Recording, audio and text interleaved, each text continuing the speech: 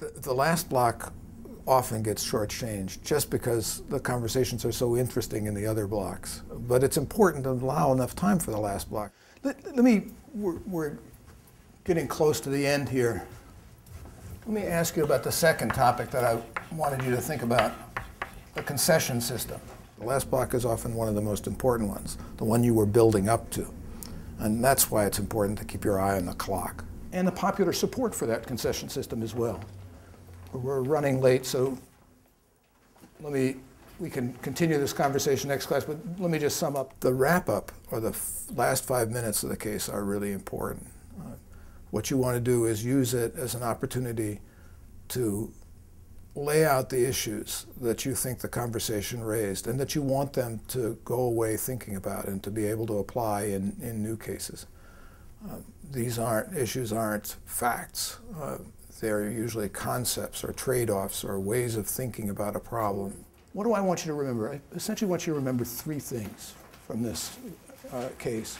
One is to think about the political economy of privatization, about who wins and who loses, and to be intellectually honest about it, right?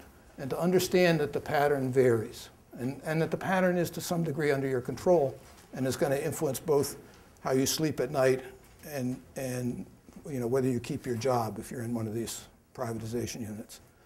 I think the second thing is to think incentives, right? Students sometimes ask me in the middle of the course if I can't hand them out my takeaways for every class, put them down on paper and give them to them at the end of the class. And I say no, because for every student the takeaway is going to be slightly different. I give my version, but I guarantee you in their notes it's colored by their interpretation of the conversation that we had and tailored to their needs and their experiences. Other instructors sometimes ask me, why bother with case teaching? It seems so inefficient, and it seems risky as well, because you lose control of the class. And I say, you don't really lose control if you have a good teaching plan. If you understand the blocks that you need to have in the conversation and where to go. And it's much more fun than just lecturing. So it's amazing that they did this. It's more fun in part because you're more engaged than you would be when you're just delivering a lecture. Focus on this from and the students are a heck of a lot more engaged than they would be in a lecture. Is this enough?